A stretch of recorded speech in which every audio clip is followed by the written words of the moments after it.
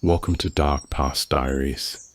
Today, we take you into the still waters of one of the most disturbing tortures in recorded history, Scaphism. Imagine a wooden structure floating on a quiet river. From a distance, it looks peaceful, even serene. But look closer, and you'll see a nightmare unfolding. Inside that wooden shell, a human being is trapped, arms, legs, and head exposed, the body coated in milk and honey. At first you might think it's a strange ritual, until you realize this is a slow surgical death. Scaphism wasn't just about execution. It was about erasing humanity in the most humiliating, agonizing way possible, using nature itself as the executioner. Let's go back to ancient Persia and uncover the filth, the philosophy, and the fear behind the worst kind of death.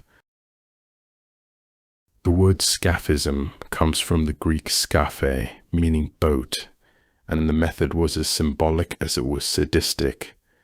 The condemned would be sandwiched between two hollowed-out wooden boats or canoes, arms, legs, and head left outside, fully exposed.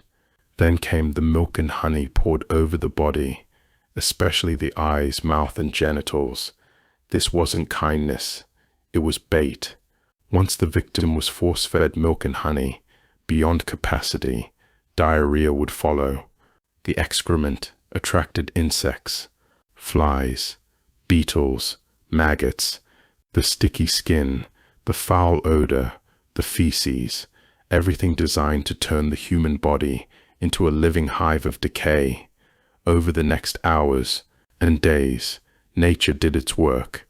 The insects didn't just swarm, they burrowed, laid eggs, ate living flesh, and through it all, the victim remained alive, awake and aware. Who suffered this fate? Not just anyone. Scaphism was often reserved for enemies of the state, traitors, and those who humiliated Persian authority. One famous account tells the story of a soldier who insulted the Persian king. His punishment? Scaphism for over 17 days. 17 days of heat, flies, rot, and madness. Some historians question whether the story was exaggerated by the Greeks, who hated Persian rule. But even if half of it is true, the method itself tells us something deeper. Scaphism wasn't just about punishing the body, it was about punishing the soul. It wasn't quick, it wasn't hidden, it was public, meant to terrify, a message written not in ink, but in pus and blood. What makes this method especially terrifying is how it uses biology against itself. By keeping the vital organs untouched, the body clings to life. The boats shield the victim from predators and the elements, but trap heat and moisture. The digestive system is forced to work constantly, processing the forced meals, even as the body starves. The insects don't just feed on wounds, they create them. As larvae hatch, they eat deeper, triggering infections. The milk and honey ferment under the sun, turning the body into a putrid buffet. Blisters, abscesses, septicemia. The death didn't come from a single blow. It came from 1,000 microbial bites over days and nights, and every second, the victim remained conscious, drifting in and out of fevered hallucinations.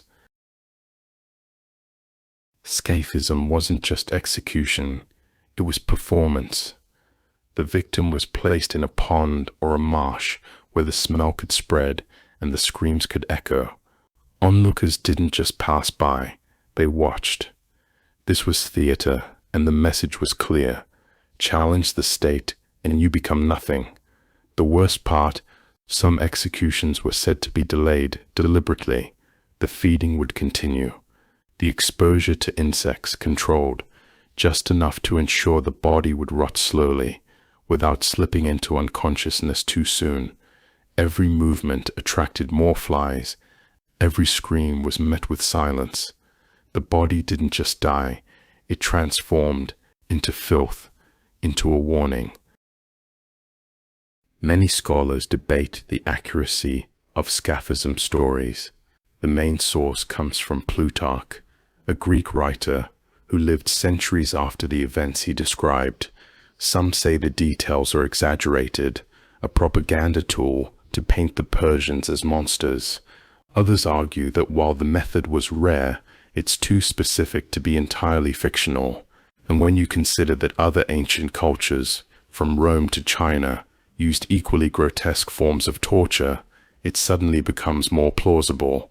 Whether literal or symbolic, Scaphism reflects something real, a human willingness to turn punishment into performance, to turn pain into message.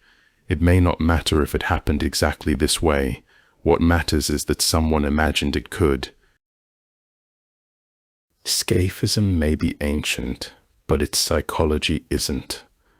The idea of using slow death as a warning hasn't disappeared. From medieval executions to 20th century war crimes, the core idea remains that the destruction of one body can control the behavior of many. Even today, some forms of psychological torture rely on the same principle: exposure, humiliation, helplessness, isolation. We may not use boats and honey anymore, but we still build prisons of fear. History doesn't repeat itself, but cruelty evolves. Why tell this story? Why such detail, such horror? Because Scaphism is more than a death sentence. It's a mirror. It shows what societies will justify in the name of power, how nature, insects, digestion, time can be twisted into tools of punishment. The man in the boat, baking under the sun, covered in honey, is more than a victim. He's a symbol of how far civilization can fall when pain becomes policy. Scaphism is history, but it's also a warning about what happens when we stop seeing people and start designing their suffering. Thank you for joining us at Dark Past Diaries. Subscribe for more true horror from history, and tell us in the comments, what should we uncover next from the shadows of time?